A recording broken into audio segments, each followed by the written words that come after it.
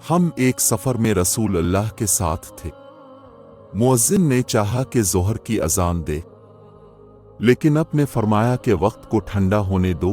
مؤذن نے تھوڑی دیر بعد پھر چاہا کہ اذان دے، لیکن اب نے فرمایا کہ ٹھنڈا ہونے دو۔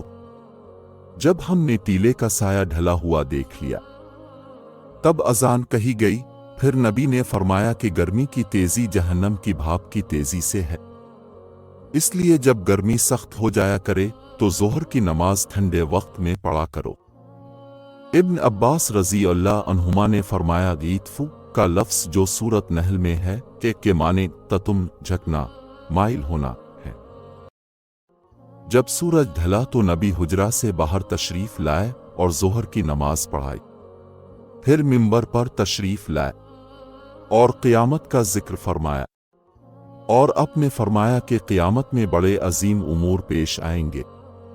پھر اب نے فرمایا کہ اگر کسی کو کچھ پوچھنا ہو تو پوچھ لے، کیونکہ جب تک میں اس جگہ پر ہوں تم مجھ سے جو بھی پوچھو گے میں اس کا جواب ضرور دوں گا۔ لوگ بہت زیادہ رونے لگے، اب برابر فرماتے جاتے تھے کہ جو کچھ پوچھنا ہو پوچھو۔